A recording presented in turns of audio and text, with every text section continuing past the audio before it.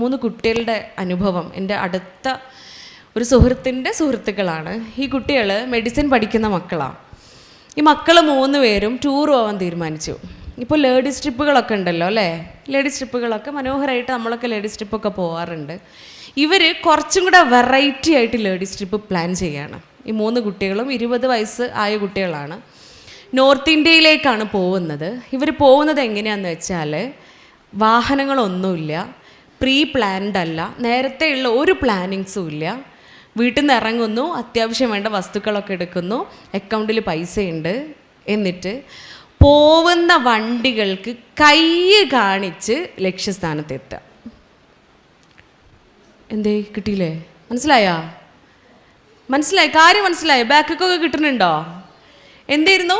വണ്ടികൾ പോവുമല്ലോ. പോകുന്ന വണ്ടികൾ ഒരുപക്ഷെ ലോറികളാവാം അല്ലേ? ഏറ്റവും കൂടുതൽ നിർത്താൻ കിട്ടുന്ന ചിലപ്പോൾ NH പാസ് ചെയ്യുന്ന വലിയ വലിയ ലോറികളായിരിക്കാം. ഈ ലോറികളാണെങ്കിൽ ലോറികൾ കൈ കാണിക്കുന്നു, നിർത്തുന്നു, കയറുന്നു, പോകുന്നു. ഇത് ചൈനയിലും പാകിസ്ഥാനിലൊന്നും അല്ല കേട്ടാ, നമ്മളെ കേരളത്തിലാണ്. നമ്മളെ കേരളത്തിൽ തന്നെ നമ്മെപ്പോലെ സ്കാർഫൊക്കെ ഇട്ട്, മഫ്തിയൊക്കെ ഇട്ട്, ഫുൾ കൈയൊക്കെ ഇട്ട്, ഔറത്തൊക്കെ മറച്ച് നടക്കുന്ന മുസ്ലിം പെൺകുട്ടികളാണ് എന്നുള്ളതാണ് മറ്റൊരു ചിന്ത. ഈ 3 കുട്ടികൾ എനിക്കറിയാം, എനിക്ക് പേഴ്സണലി പരിചയമുള്ള കുട്ടികളാണ്. ഇവർ 3 പേരും അങ്ങനെ ട്രിപ്പ് പോയി നോർത്ത് ഇന്ത്യൻ മുഴുവൻ കറങ്ങി. ഒരു ഹോട്ടൽ പോലും ഇവർ എക്സ്പ്ലെയിൻ ചെയ്തു തരികയാണ്. അവരുടെ ട്രാവലൊക്കെ പോലെ അവരത് വിവരിച്ച് തരികയാണ്, അവരുടെ യാത്രയുടെ മനോഹാരിത. ലോറിക്കൊക്കെ കൈ കാണിച്ച് ലോറിയിലൊക്കെ കയറി അവർ നോർത്ത് ഇന്ത്യയിലെത്തി. അവിടെ ഹോട്ടൽസ് ഒന്നും പ്രീ ബുക്ക് ചെയ്തിട്ടില്ല, ബുക്ക് ചെയ്തിട്ടൊന്നല്ല അവർ പോകുന്നത്. നേരത്തെ ഒരു തീരുമാനങ്ങളും ഇല്ല. എവിടെ എത്തുന്നോ അവിടെ എന്താണോ ഉള്ളത്, ഒരുപക്ഷെ ഡോർമെറ്ററി ആയിരിക്കാം, അല്ലെങ്കിൽ വല്ല റെയിൽവേ സ്റ്റേഷനിലും ആയിരിക്കാം, അല്ലെങ്കിൽ വല്ല ബസ് സ്റ്റാൻഡിലും ആയിരിക്കാം. എവിടെയാണോ ഉറങ്ങാൻ പറ്റുന്നത് അവിടെ ഉറങ്ങുന്നു. ഇതിന് ചോദിക്കുന്നൊരു ചോദ്യം എന്താണെന്നറിയോ? Why should girls? എന്തുകൊണ്ട് പെൺകുട്ടികൾക്കും ആയിക്കൂടാ? ആൺകുട്ടികൾക്ക് പറ്റുമെങ്കിൽ എന്തുകൊണ്ട് പെൺകുട്ടികൾക്കുമായിക്കൂടാ? നമ്മൾ വളർത്തി വലുതാക്കുന്ന മക്കൾ തന്നെയാണ് അല്ലേ? നമ്മൾ ഓരോരുത്തരും വളർത്തി വലുതാക്കുന്ന മക്കൾ തന്നെയാണ്. അവിടെ ഇനി എന്തെങ്കിലും അപകടം സംഭവിച്ചു എന്ന് വിചാരിക്കും. ഞാൻ അറിയാതെ ചോദിച്ചു പോയതാണ് അവരുടെ അടുത്ത്. ഇവിടെ എന്തെങ്കിലും ഒരു അപകടം നിങ്ങൾക്ക് സംഭവിച്ചു എന്ന് വിചാരിക്കുക. ആ ലോറിയിലുള്ള ആളുകൾ എത്തരത്തിലുള്ള ആളുകളാണ് നമുക്ക് പറയാൻ പറ്റില്ല. നിങ്ങൾ താമസിക്കുന്ന സ്ഥലങ്ങളിലുള്ള ചുറ്റുപാടുള്ള ആളുകൾ ഏത് രൂപത്തിൽ, ഏത് മനോഗതിയിലുള്ള ആളുകളാണ് നമുക്ക് പറയാൻ പറ്റില്ല. എന്തെങ്കിലും സംഭവിച്ചു പോയിരുന്നുവെങ്കിൽ അതിന് മറുപടി എന്താണെന്നറിയോ? അതിനെന്താ സംഭവിച്ചാൽ എന്താ? അതിനൊക്കെയുള്ള പ്രിക്കോഷൻസ് ഇല്ലേ? അതിനൊക്കെയുള്ള മാർഗങ്ങളില്ലേ? അതിനൊക്കെയുള്ള മാർഗങ്ങൾ നമ്മുടെ നാട്ടിൽ അവൈലബിൾ അല്ലേ? ഇത്ര പോലും സിമ്പിളായിട്ടാണ് നമ്മളെ മക്കൾ ചിന്തിക്കുന്നത്. ഇതിനൊക്കെ കാരണം എന്താണെന്നറിയോ? നേരത്തെ പറഞ്ഞ ആ ഒരു ഫ്രീഡത്തെക്കുറിച്ചുള്ള കൺസെപ്റ്റാണ്. ഫ്രീഡം എന്ന് പറയുന്ന സാധനം ഉണ്ടല്ലോ, സ്വാതന്ത്ര്യം എന്ന് പറഞ്ഞാൽ പണ്ട് മുതലേ ഉള്ള വാക്കല്ലേ ഫ്രീഡം അല്ലേ? ഫ്രീഡത്തിന് വേണ്ടിയിട്ടാണ് നമ്മുടെ പൂർവികരൊക്കെ കഷ്ടപ്പെട്ട് 1947 നമുക്ക് ഫ്രീഡം ലഭിച്ചത് അല്ല. ആ ഫ്രീഡത്തെക്കുറിച്ച് കാലാകാലങ്ങളിലും ഇങ്ങനെ സംസാരിച്ചു കൊണ്ടിരിക്കുന്ന ഒരു സാധനമാണ്. പക്ഷെ ഇപ്പോൾ ഫ്രീഡത്തിൻ്റെ ഡെഫിനിഷൻ മാറി. എന്താണ് ഫ്രീഡം? ഈ ആൽഫ ജനറേഷൻ വന്നപ്പോഴത്തേന്, നമ്മുടെ മക്കളൊക്കെ വളർന്ന് വന്നപ്പോഴത്തേന് ഫ്രീഡം ആകെ മാറിപ്പോയി. അവിടെ പെൺകുട്ടികൾക്ക് വിവാഹം എന്ന ഒരു കൺസെപ്റ്റ് മാത്രമേ നമ്മുടെ മുന്നിൽ ഉണ്ടായിരുന്നുവെങ്കിൽ ഇപ്പോൾ വിവാഹമില്ലാത്ത മറ്റൊരുപാട് ഓപ്ഷൻസ് അവരുടെ മുമ്പിലുണ്ട്. ഒറ്റയ്ക്ക് ജീവിക്കാം. ഈ വിവാഹം കഴിക്കുന്നത് പെൺകുട്ടിയെ മാത്രം അല്ലെങ്കിൽ ആൺകുട്ടിയെ മാത്രം വിവാഹം കഴിക്കണമെന്നില്ല. കാരണം ലെസ്ബിയനിസം എന്നൊരു തിയറി ഉണ്ട് അല്ലേ? കേട്ടിട്ടുണ്ടോ? ഗേയിസം എന്ന് പറയുന്ന തിയറി ഉണ്ട്, കേട്ടിട്ടില്ലേ? ലിവിങ് ടുഗദർ ഉണ്ട്, ഡേറ്റിംഗ് ഉണ്ട്, ഓപ്ഷൻസ് ആണ്. എന്തിനാണ് ഒരാളുടെ അടിമയായി ജീവിക്കുന്നത്? ആ കുട്ടി ചോദിച്ച ചോദ്യമാണ്, എന്തിനാണ് ഡോക്ടറെ ഒരാളുടെ അടിമയായി ജീവിക്കുന്നത്? അടിമയാവുകയല്ലേ നമ്മൾ ചെയ്യുന്നത്? വിവാഹം കഴിക്കുക എന്ന് പറഞ്ഞാൽ ഒരാളുടെ എല്ലാ കാര്യങ്ങളും ആ പെണ്ണ് ചെയ്തു കൊടുക്കുക. ഒരാളുടെ എല്ലാ കാര്യങ്ങളും ആ പെണ്ണ് ഇങ്ങനെ ചെയ്തു കൊടുക്കുക. ഒരു പെൺകുട്ടി ഒരു ദിവസം പറഞ്ഞതാ, നിക്കാഹ് കഴിഞ്ഞിട്ട് 6 മാസമേ ആയിട്ടുള്ളൂ, അവൾക്ക് ഡിവോഴ്സ് വേണം. അപ്പോൾ എന്താ കാരണം എന്ന് ചോദിച്ചു കഴിഞ്ഞപ്പോൾ അവൾ എൻ്റെ അടുത്ത് പറയാം, ഡോക്ടറെ, വീട്ടിൽ ഹസ്ബൻഡിൻ്റെ വാപ്പ സിറ്റ് ഔട്ടിൽ ഇങ്ങനെ ഇരിക്കും, എന്നിട്ട് ഉമ്മാനെ നീട്ടി വിളിക്കും, അപ്പോൾ ഉമ്മ ചായയും കൊണ്ട് വരും. ചായ സിറ്റ് ഔട്ടിൽ കൊണ്ടുവന്ന് ഉപ്പാക്ക് കൊടുക്കും. ഉപ്പ അത് കുടിക്കും. കുറച്ച് ഒരു അരമണിക്കൂർ എടുത്തിട്ട് ചായ കുടിച്ച് തീർക്കും. എന്നിട്ട് ഗ്ലാസ് അവിടെ വെക്കും. പിന്നെ ഉമ്മാനെ നീട്ടി വിളിക്കും. ഉമ്മ അടുക്കളയിൽ നിന്ന് വീണ്ടും വരും. ഗ്ലാസ് എടുത്ത് അടുക്കളയിൽ കൊണ്ടുപോയി കഴുകി വെക്കും. So I won't divorce. അതുകൊണ്ട് എനിക്ക് ഡിവോഴ്സ് വേണം. ഞാൻ ചോദിച്ചു, ഈ കല്യാണം കഴിച്ചത് വാപ്പാനെ അല്ലല്ലോ, വാപ്പാൻ്റെ മകനെ അല്ലേ, പിന്നെ എന്തിനാ എനിക്ക് ഡിവോഴ്സ്? എന്തിനാ? അദ്ദേഹത്തിൻ്റെ മകനെയാണല്ലോ നീ കല്യാണം കഴിച്ചത്, പിന്നെ എന്തിനു വേണം നിനക്ക് ഡിവോഴ്സ് എന്ന ചോദ്യത്തിന് അവൾ തിരിച്ച് ചോദിക്കുക, ഈ വാപ്പാൻ്റെ അല്ലേ മകൻ, ഈ വാപ്പാൻ്റെ അല്ലേ മകൻ, അവന് നാളെ ഞാനും ഇതുപോലെ ചായ ഉണ്ടാക്കി കൊടുക്കേണ്ടി വരും, അവൻ്റെ ഡ്രസ്സ് ഞാൻ അയൺ ചെയ്ത് കൊടുക്കേണ്ടി വരും, അവൻ്റെ അടിവസ്ത്രം പോലും ഞാൻ അലക്കി കൊടുക്കേണ്ടി വരും. എന്തേ ഓൻ ഒറ്റയ്ക്ക് ചെയ്തൂടെ? എന്തേ അവൻ ഒറ്റയ്ക്ക് ചെയ്തൂടെ എന്ന് ചോദിച്ചപ്പോൾ അന്ന് മുതൽ എനിക്കൊരു പാടന്ന് ഉൾക്കൊള്ളാൻ സാധിച്ചു. എനിക്ക് 3 ആൺകുട്ടികളാ, ഇൻഷാ അല്ലാഹ് അവരെ കൊണ്ടൊക്കെ പെണ്ണിട്ടിക്കണമല്ലോ. ഞാൻ എന്ത് ചെയ്തു, മൂത്തോനെ മുതൽ ചെറുതിനെ വരെ വിളിച്ച് പഠിപ്പിക്കാൻ തുടങ്ങി. ഉമ്മാൻ്റെ കുട്ടികൾ ഭക്ഷണം കഴിച്ച പാത്രം അടുക്കളയിൽ കൊണ്ടുപോയി കഴുകി വെക്കണം. സിങ്കിൽ ഓൾറെഡി ഒരു കൊണ്ടുപോയി ഇടും, പക്ഷേ അത് കഴുകി വെക്കണം എന്ന് അവരെ പഠിപ്പിക്കേണ്ടി വരികയാണ് ഇല്ലേ? കാരണം എന്താ, നാളെ അവർക്ക് കല്യാണം കഴിക്കണം. കല്യാണം കഴിച്ചാൽ പോരാ, ആ പെൺകുട്ടികളും ഒത്ത് സുഖമായിട്ട് ജീവിക്കണം. ഇവിടെ ഇതൊക്കെ ഒരു അടിമത്വമാണ് എന്ന് കുഞ്ഞുങ്ങൾക്ക് എങ്ങനെയാണ് തോന്നിയത്?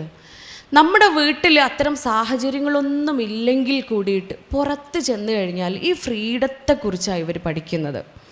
നമ്മൾ ആരുടെയും അടിമകളല്ല. അവരവരുടെ കാര്യങ്ങൾ ചെയ്യണം. അവനവൻ്റെ ഇഷ്ടത്തിൽ ജീവിക്കാൻ പറ്റണം.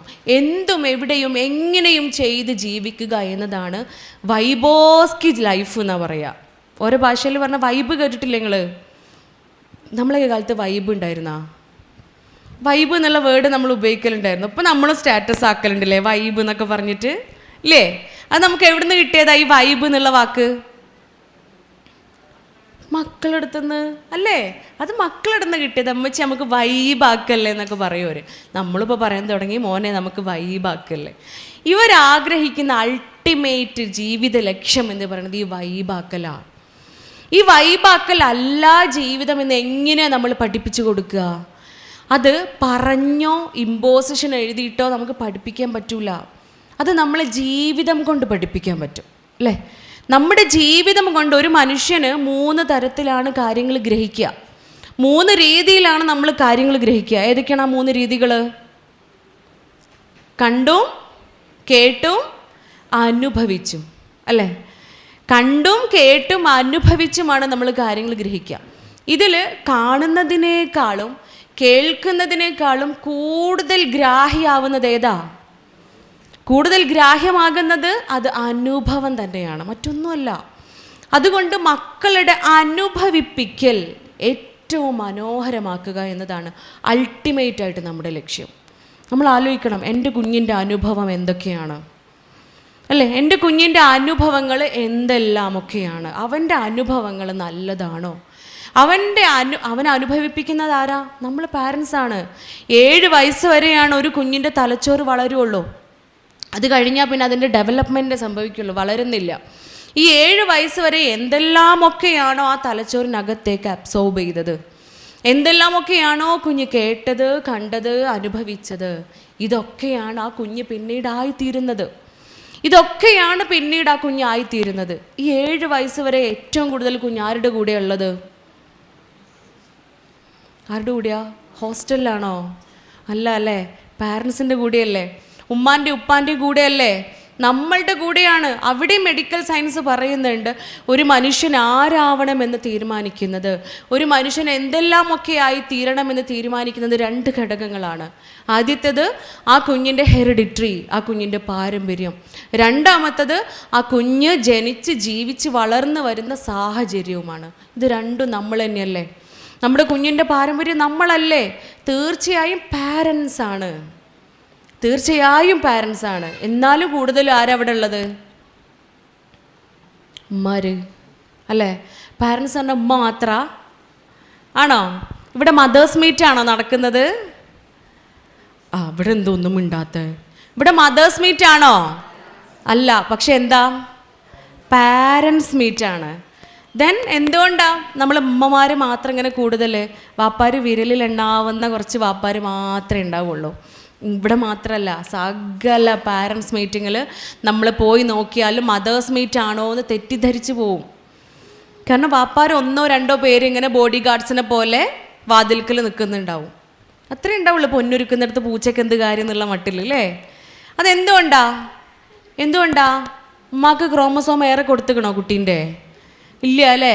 കുട്ടി നല്ല പ്രൈസൊക്കെ വാങ്ങി വന്നാലും നമ്മൾ എന്ത് പറയും? നോക്കിയാണ് നിങ്ങൾ എൻ്റെ കുട്ടിയാണിത് എന്ന് അല്ലേ? മൂപ്പരോട് പറയും നോക്കിയാണ് നിങ്ങൾ എൻ്റെ കുട്ടിയാണ്. മൂപ്പരെന്താ പറയുക? നോക്കിയാടി എൻ്റെ കുട്ടിയാണിത് എന്ന്. കുരുത്തക്കേട് കാണിച്ച് വന്നാലോ? നിങ്ങളതല്ലേ, പിന്നെ എങ്ങനെയാന്ന് നമ്മളും പറയും. നിൻ്റെ അല്ലേ, നീ തന്നെ പോയാൽ മതി പാരൻസ് മീറ്റിങ്ങിന് എന്ന് അവർ നമ്മളെ കുറ്റപ്പെടുത്തുകയും ചെയ്യും. ഇത് ഇരട്ടത്താപ്പല്ലേ അല്ലേ? ഇത് നമ്മൾ മനുഷ്യന്മാർക്കേ പറ്റുള്ളൂ അല്ലേ? അല്ലാഹു യുക്തിമാനും നീതിമാനുമാണ്. നോക്കൂ, നമ്മുടെ സൃഷ്ടിപ്പ് പോലും ആ നീതിയിലൂടെയാണ്. 23 ക്രോമസോം ഉമ്മയിൽ നിന്നും 23 ക്രോമസോം ഉപ്പയിൽ നിന്നും സെലക്ട് ചെയ്തുകൊണ്ടാണ് നമ്മളൊക്കെ ജനിക്കപ്പെട്ടിട്ടുള്ളത്. എന്തേ? വാപ്പയല്ലേ, പെര കൊണ്ടെടുക്കുന്ന ആളല്ലേ. ആ പൊരയിൽ അടുപ്പ് പുകയണമെങ്കിൽ വാപ്പ പുറത്തിറങ്ങണം. വാപ്പ ചോര നീരാക്കി അധ്വാനിക്കണം. കുടുംബം പോറ്റുക എന്ന ധർമ്മം അത് ഉപ്പാക്ക് ഉത്തരവാദിത്തപ്പെട്ടതാ അല്ലേ? വീട്ടിലെ ആണുങ്ങൾക്ക് ഉത്തരവാദിത്തപ്പെട്ട കാര്യമാണ്. അതുകൊണ്ട് അത്രയേറെ കഷ്ടപ്പെടുന്ന ആളുകളല്ലേ. ഒരു ക്രോമസോം വാപ്പാക്ക് ഏറെ കൊടുത്തിട്ടില്ല. കുട്ടീൻ്റെ മേല് വാപ്പാൻ്റെ ഒരു ക്രോമസോം ഏറെ കൊടുത്തിട്ടില്ല. ഇനി ഉമ്മയാണെങ്കിലോ? ഉമ്മാൻ്റെ കഷ്ടപ്പാട് പറഞ്ഞാൽ തീരുവോ? പ്രയാസങ്ങൾക്ക് മേൽ പ്രയാസം സഹിച്ചുകൊണ്ട് കുഞ്ഞിനെ ഗർഭം ധരിച്ചവളാണ് ഉമ്മ. 21 എല്ലുകൾ പൊട്ടുന്ന വേദന സഹിച്ചുകൊണ്ട് കുഞ്ഞിന് ജന്മം നൽകിയവളാണ് ഉമ്മ. 2 വയസ്സ് വരെ സഹനം സഹിച്ചുകൊണ്ട് ക്ഷമിച്ചുകൊണ്ട് കുഞ്ഞിനെ പാലൂട്ടിയവളാണ് ഉമ്മ. അന്നും ഇന്നും എന്നും കഷ്ടപ്പാട് സഹിച്ചു കൊണ്ടിരിക്കുന്നവളാണ്. അതുകൊണ്ട് ഒരു ക്രോമസോം ഏറെ കൊടുത്തിട്ടില്ല അല്ലേ? 23 എന്നെ ഉമ്മാൻ്റെ അടുത്തുനിന്നും എടുത്തത്, അത്ര 23 തന്നെയാണ് വാപ്പയിൽ നിന്നും എടുത്തിട്ടുള്ളത്. അത് നീതിയാണ്. അതുകൊണ്ട് നമ്മുടെ കുഞ്ഞ് ഏത് രൂപത്തിൽ വളരണം, എങ്ങനെയൊക്കെ ആയിത്തീരണമെന്ന് തീരുമാനിക്കുന്നത് തീർച്ചയായും നമ്മൾ 2 പേരുമാ. ഈ ഇണകൾ തന്നെയാണ്. അതുകൊണ്ടല്ലേ മക്കൾക്ക് മാതാപിതാക്കൾ ആരാണ് എന്ന് മുത്ത് മുഹമ്മദ് മുസ്തഫ സ്വല്ലല്ലാഹു അലൈഹി വസല്ലമയുടെ അടുത്ത് ചോദിച്ചപ്പോൾ മറുപടി എന്താ പറഞ്ഞത്? നിങ്ങളുടെ മാതാപിതാക്കൾ നിങ്ങളുടെ മക്കളുടെ സ്വർഗവും നരകവുമാണ്. സ്വർഗമാണ് എന്നല്ല പറഞ്ഞിട്ടുള്ളത്. സ്വർഗത്തിൻ്റെ കൂടെ എന്തും കൂടെ പറഞ്ഞു? നരകം കൂടെ ഉൾപ്പെടുത്തിയിട്ടുണ്ട്. സ്വർഗവും നരകവും ആര് തന്നെയാ? നമ്മൾ പാരൻസാ. നമ്മൾ ആലോചിക്കണം, എനിക്ക് എൻ്റെ കുഞ്ഞിന് സ്വർഗമായി മാറാൻ സാധിക്കുന്നുണ്ടോ? എൻ്റെ കുഞ്ഞിനെ എന്നിലൂടെ അനുഭവിപ്പിക്കുന്നതെല്ലാം അവനെ സ്വർഗത്തിലേക്ക് എത്തിക്കുന്ന കാര്യങ്ങളാണോ? അവന് സ്വർഗം കൊടുക്കാൻ തക്ക രൂപത്തിലുള്ള അനുഭവങ്ങളാണോ ഞാൻ നൽകുന്നത്? നമ്മൾ ആലോചിക്കണം. അതാണ്, ആ മാറ്റമാണ് നമ്മളിലൂടെ ഉണ്ടാവേണ്ടത്. കുഞ്ഞിൻ്റെ അടുത്ത് ഓരോ കാര്യങ്ങൾ പറയുമ്പോൾ, ഇബാദത്തുകൾ നമ്മൾ പഠിപ്പിച്ചു കൊടുക്കുമ്പോൾ, പറഞ്ഞു കൊടുക്കുമ്പോൾ അത് ഉമ്മയുപ്പയും ചെയ്യുന്നുണ്ടോ? ഉമ്മയുപ്പ അത് പ്രാവർത്തികമാക്കുന്നുണ്ടോ? ഈ കുട്ടി ചോദിച്ചതാ, വിവാഹം വേണ്ട എന്ന് പറഞ്ഞു വന്ന കുട്ടിയുടെ അടുത്ത് എന്താണ് വൈവാഹിക ജീവിതം, ഇസ്ലാം നിഷ്കർഷിക്കുന്ന വിവാഹ ജീവിതം എന്താണെന്ന് മനോഹരമായിട്ട് പറഞ്ഞു കൊടുക്കണം അല്ലേ? അവിടെ പറഞ്ഞു കൊടുക്കേണ്ടി വന്നു. എങ്ങനെയാണ് ഉമ്മയും ഉപ്പയും ആവേണ്ടത്, ഇണകൾ ദമ്പതിമാരെങ്ങനെയാണ് ആവേണ്ടത്?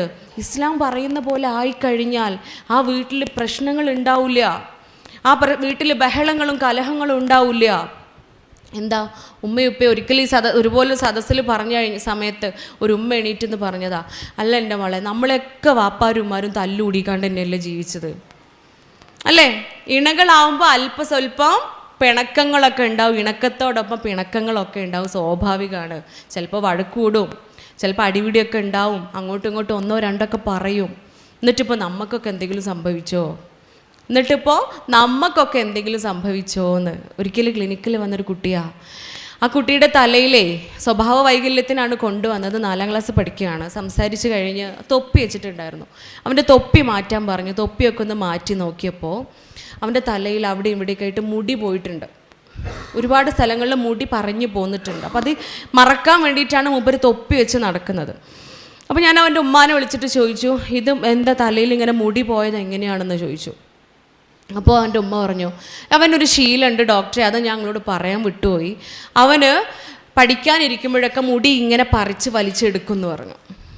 അപ്പോൾ ഞാൻ പറഞ്ഞു, മുടി പറിച്ച് വലിച്ചെടുക്കുന്നുണ്ട് എന്നുണ്ടെങ്കിൽ നിങ്ങളത് ശ്രദ്ധിക്കണമല്ലോ, അതിലെന്തോ ഒരു കാരണം ഉണ്ടെന്ന് പറഞ്ഞിട്ട് ഉമ്മാനെ പുറത്താക്കി കുഞ്ഞിൻ്റെ അടുത്ത് ചോദിച്ചു, എന്തിനാണ് മോന് മുടി ഇങ്ങനെ പറിച്ചെടുക്കുന്നത്. അപ്പോൾ ഈ കുട്ടി പറയാം, ചെറിയ കുട്ടിയായ സമയത്ത് അവൻ ഓർമ്മ വെച്ച അന്ന് മുതലേ വീട്ടിൽ ഉമ്മയും ഉപ്പയും ഭയങ്കര പ്രശ്നമാണ്, കലഹങ്ങളാണ്. ആ സമയത്തൊക്കെ കുട്ടിക്ക് സങ്കടം വരും, അവന് കരയുമായിരുന്നു.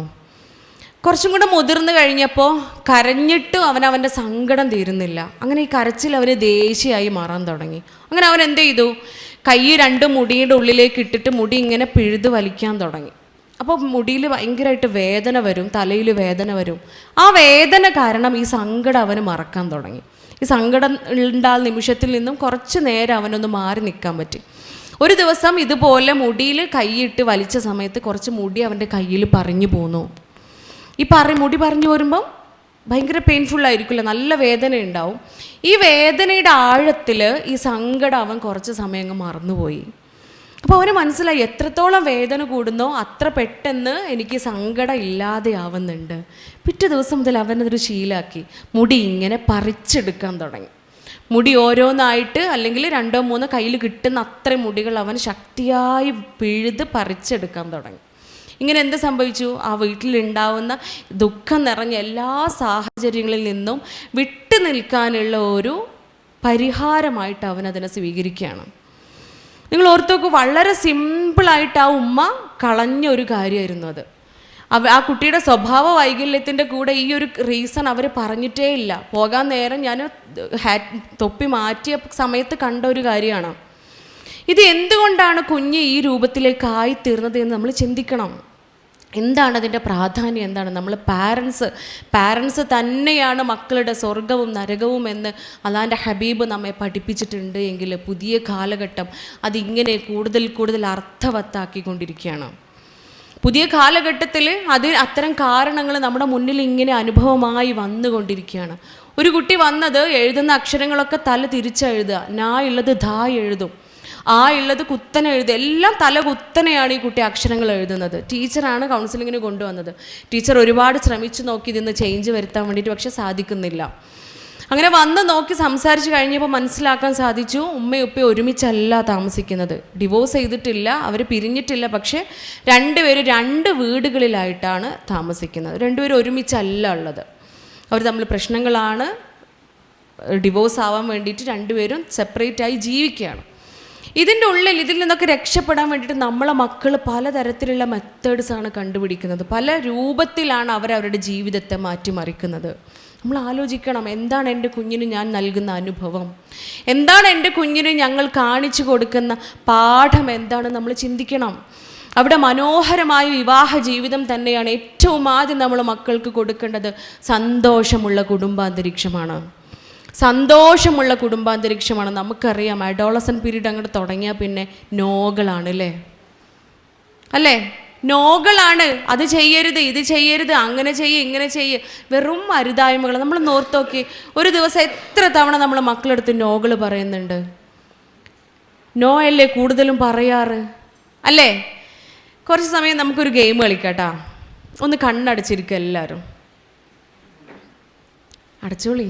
ഇനി ഞാൻ പറയുന്നത് മാത്രമേ വിചാരിക്കാൻ പാടുള്ളൂ, ഞാൻ വിചാരിക്കരുത് എന്ന് പറയുന്നത് വിചാരിക്കരുത്. ഓക്കെ? എല്ലാവരും മഞ്ഞ കളറിലുള്ള ആനയെ വിചാരിക്കരുത്. എല്ലാവരും മഞ്ഞ കളറിലുള്ള ഒരു ആന ആകാശത്തിലൂടെ പറന്നു പോകുന്നത് വിചാരിക്കുകയേ ചെയ്യരുത്. നിങ്ങളൊക്കെ എന്താ ചിരിക്കണ്? കണ്ണടക്കാൻ പറഞ്ഞിട്ട് എല്ലാവരും ഇരുന്ന് ചിരിക്കുക. ഇനി പതുക്കെ ഒന്ന് കണ്ണു തുറന്നേ. എല്ലാവരും തുറന്നു അല്ലേ? ഇപ്പം എന്താ ഉണ്ടായേ? മഞ്ഞ കളറിലുള്ള ആന ആകാശത്തിൽ കൂടെ ഇങ്ങനെ പറന്നു പോകുന്നത് വിചാരിക്കാത്ത ഒരാളുണ്ടെങ്കിൽ ഒന്ന് കൈ പൊക്കിക്കേ. ഒരു കുട്ടിയുണ്ട് അവിടെ, ഒരാൾ അര പൊക്കിക്കണ്. കാരണം ആകാശത്ത് എത്തിയിട്ടില്ല, ഭൂമിയിൽ നിന്ന് വിടുകയും ചെയ്തു, ആകാശത്ത് എത്തിയിട്ടുമില്ല അല്ലേ? അതാണ് ആക്ച്വലി സംഭവിക്കുന്നത്. വിചാരിക്കരുത് എന്ന് പറഞ്ഞപ്പോൾ നമ്മൾ എല്ലാവരും വിചാരിച്ചില്ലേ? അത് മനുഷ്യ മനസ്സിൻ്റെ ഒരു ടെൻഡൻസിയാണ്. നമ്മുടെ മനുഷ്യ മനസ്സിൻ്റെ ഒരു ടെൻഡൻസിയാണ്. അങ്ങനെയാണ് നമ്മുടെയൊക്കെ മനസ്സ്. ഒരേ കാര്യം ചെയ്യരുത് ചെയ്യരുത് ചെയ്യരുത് എന്നിങ്ങനെ നിരന്തരം പറഞ്ഞുകൊണ്ടിരിക്കുകയല്ല. അത് എന്തുകൊണ്ട് എന്നുള്ളത് കുഞ്ഞിന് ജീവിതത്തിലൂടെ നമ്മൾ കാണിച്ചു കൊടുക്കണം. അതെന്തുകൊണ്ട് എന്നത് ഒരു തവണയെങ്കിലും നമ്മളിൽ അത് കണ്ടാൽ, ഒരു തവണ കണ്ടാൽ മതി അല്ലേ? ഒരു തവണ കണ്ടാൽ മതി. ഏറ്റവും കൂടുതൽ ക്ലിനിക്കിൽ അത് അനുഭവിക്കൽ എപ്പോഴാണെന്നറിയാം? മൊബൈൽ ഫോണിൻ്റെ കാര്യത്തിലാണ്. ഫോൺ അഡിക്ഷന് കുട്ടികളെ കൊണ്ടുവരുവേ ഡോക്ടറെ, ഭയങ്കര ഫോൺ അഡിക്ഷനാണെന്നും പറഞ്ഞിട്ട്. ഈ കുട്ടികളുടെ അടുത്ത് സംസാരിച്ച് തുടങ്ങുമ്പോൾ തന്നെ കുട്ടി ചോദിക്കും, അപ്പോൾ ഉമ്മാക്കും ഉപ്പാക്കും ചികിത്സ ഉണ്ടോ ഡോക്ടറെ നോക്കും. സെഷൻ കഴിഞ്ഞ് ഇറങ്ങുമ്പോൾ ചോദിക്കും, ഉമ്മാനി ഉപ്പാനി എപ്പോഴാണ് വിളിക്കുന്നത് ഡോക്ടറെ എന്ന്. അപ്പോൾ എന്തിനാ ഉമ്മാന്? അല്ല, ഓർക്കും ട്രീറ്റ്മെൻറ്റ് കൊടുക്കണ്ടേ? ഫോൺ അഡിക്ഷൻ ആണല്ലോ പ്രശ്നം. ആദ്യം ആർക്ക് ട്രീറ്റ്മെൻറ്റ് കൊടുക്കണം? പാരൻസിന് ആദ്യം ട്രീറ്റ്മെൻറ്റ് കൊടുക്കണം. നമ്മുടെ സന്തത സഹചാരിയല്ലേ, ഇതിനെ നമുക്ക് വിട്ടുപിരിയാൻ പറ്റാറുണ്ടോ?